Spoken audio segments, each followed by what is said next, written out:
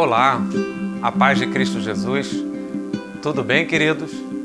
Vamos mais a um dos vídeos do confinamento. Eu quero dar sequência à exposição da carta de Paulo aos Filipenses.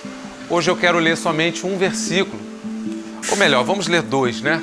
O versículo 19 e o versículo 20 do primeiro capítulo, e ele começa dizendo assim: porque estou certo de que isto mesmo, pela vossa súplica e pela provisão do Espírito de Jesus Cristo, me redundará em libertação, segundo a minha ardente expectativa e esperança de que em nada serei envergonhado, antes, com toda a ousadia, como sempre, também agora será Cristo engrandecido no meu corpo, quer pela vida, quer pela morte. Hoje nós vamos tratar do assunto uma questão de vida ou morte. Essa fala nós vamos dividir em duas etapas. Estarei falando com você isso hoje e também no nosso próximo encontro. A morte faz parte do ciclo da vida. Nascer, crescer, amadurecer, envelhecer e morrer. Eis aí o ciclo da vida. Paulo percebe que, pelo andamento das coisas, ele está a poucos metros de distância de viver a realidade da morte. Ele está escrevendo a carta, ele está reconhecendo que os acontecimentos estão sendo conduzidos por Deus para que a obra do Senhor seja feita ali dentro do império, mas ele não tem certeza do que vai acontecer. E ele chega a ponto de afirmar: olha, Cristo será engrandecido no meu corpo, seja pela vida ou seja pela morte. Diante dessa realidade dos ciclos da vida, eu acredito que Paulo usa essa expressão para nos mostrar que em todas as fases, em todos os ciclos, em todos os momentos, em todos os fatos, em todas as ações, em tudo que envolve a nossa vida precisa ser vivida para a glória de Cristo. Quando ele vai dizer que Cristo será engrandecido no meu corpo, observa que ele não fala Cristo será engrandecido no meu ministério, mas ele utiliza o corpo, ele materializa o objeto de engrandecimento do nome do Senhor. Isso porque o nosso corpo é uma vitrine. O nosso corpo é o instrumento de uma exposição. E Paulo está dizendo, olha, olhando para o meu corpo, olhando para a minha maneira de viver, eu desejo que as pessoas vejam o nome de Cristo sendo glorificado. Seja o meu corpo funcionando, ou seja o meu corpo parando de funcionar, seja com a vida ou seja com a morte, que Cristo seja engrandecido no meu corpo. Eu gostaria de hoje tentar desenvolver, ainda que breve, uma teologia do corpo. Eu fui levado a pensar, a analisar como Paulo tratava as questões do corpo. O termo empregado nesse momento, o termo grego é soma. Você já deve ter ouvido falar em expressões doenças psicossomáticas. São doenças da psique, doenças da mente, que se manifestam no corpo. O corpo sofre, mas o corpo não tem nenhuma doença. Na verdade, a doença ela é da mente, se manifesta na mente. Existe até mesmo uma gravidez chamada pseudocinese. O corpo feminino começa a se desenvolver como se grávida estivesse, mas é uma gravidez imaginária. Os seios, a produção de leite, o desenvolvimento do ventre, do abdômen. Pasmem! E hoje eu quero falar com você sobre o que Paulo está querendo nos comunicar, sobre a importância do corpo, o corpo como vitrine, como instrumento de exposição do Evangelho. Eu quero pedir você que me acompanhe na leitura de alguns textos e eu quero te levar ao texto de 1 Coríntios, capítulo 6, Acompanhe comigo, por gentileza, o que diz os versículos 18, 19 e 20. Diz assim: fugir da impureza. Qualquer outro pecado que uma pessoa cometer é fora do corpo, mas aquele que pratica a imoralidade sexual peca contra o próprio corpo. Acaso não sabeis que o vosso corpo é santuário do Espírito Santo que está em vós, o qual tendes da parte de Deus e que não sois de vós mesmos? Porque fostes comprados por preço. Agora, pois, glorificai a Deus no vosso corpo. Quando Paulo vai escrever às diversas igrejas, esse assunto do corpo está presente. Observamos agora em Filipenses, capítulo 1, observamos em 1 Coríntios, capítulo 6.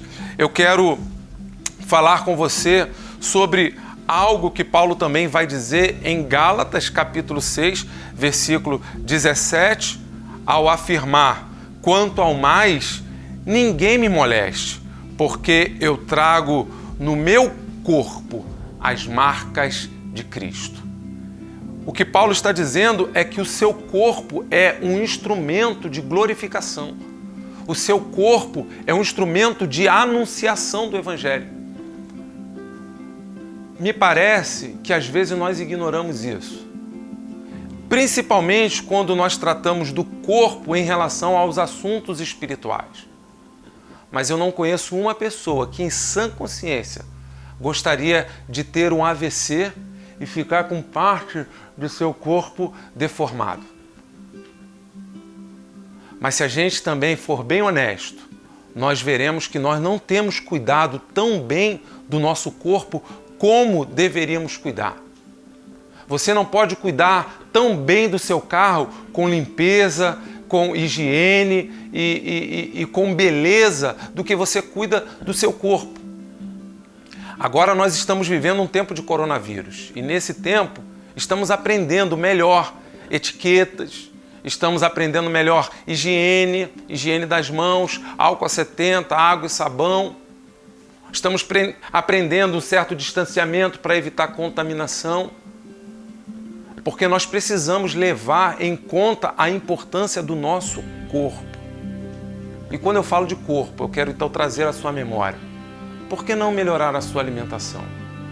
Por que não cuidar das suas horas de sono? Por que não levar o seu corpo a um determinado tipo de atividade física para gerar saúde? Porque é nesse corpo que nós glorificamos a Deus. É triste pensar que alguns adoecimentos que virão sobre nosso corpo foi resultado de uma má utilização do nosso corpo. Quantas são as pessoas que estão se dedicando aos prazeres da carne? E à medida em que vão se entregando aos prazeres da carne, vão trazendo comprometimentos para o funcionamento do seu corpo. Eu ainda encontro pessoas em pleno século XXI que chegam a ponto de dizer que Deus está mais interessado no meu coração. E elas largam o corpo, ou vivem o corpo, ou entregam o corpo a todas as mazelas e prazeres pessoais. O que Paulo está querendo dizer é que Deus não está interessado somente no seu coração, numa parte da sua vida. Deus está interessado na sua vida por completo. E eu quero ler um outro texto onde ele vai afirmar isso. Acompanhe comigo o que diz 1 Tessalonicenses, capítulo 5, versículo 23.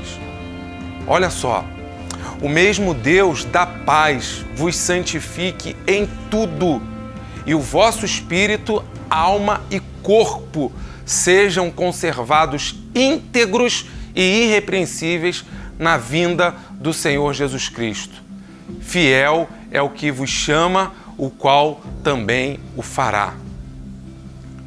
Paulo está aqui encerrando a sua carta e está dizendo que Deus, ele vos santifique em tudo. Um espírito santificado, uma alma santificada e um corpo santificado. um corpo conservado íntegro e irrepreensível. O nosso corpo ele tem regras de funcionamento. E quando nós observamos as regras de funcionamento e utilizamos isso para o bem, nós estamos glorificando a Deus. Eu não posso permitir que a minha mão ela seja usada para assassinar uma pessoa. Também não posso permitir que os meus olhos sejam utilizados para cobiça de materiais impuros e impróprios. Eu não posso permitir o meu ouvido ficar próximo a conversas levianas, profanas. Eu não posso permitir que os meus pés levem todo o meu corpo para um caminho da perdição. Eu preciso ter um cuidado da minha vida por inteiro. Sabe por quê? Porque o corpo que você tem, ele não é seu. O corpo que você tem, ele foi dado por Deus. E o corpo que você tem, ele foi dado para que você possa administrar bem a sua vida. Você seja um gerente da sua vida. E você não será um gerente bom da sua vida se você não também gerenciar o seu corpo. Por isso, aquilo que você come é importante para Deus e glorifica a Deus. Que isso, pastor? Ué, é o que está escrito em 1 Coríntios, capítulo 10, versículo 31. Quer vocês comam, quer vocês bebam ou façam qualquer outra coisa, façam tudo para a glória de Deus. O que Paulo está nos ensinando é que ele hoje carrega no corpo as marcas de Cristo.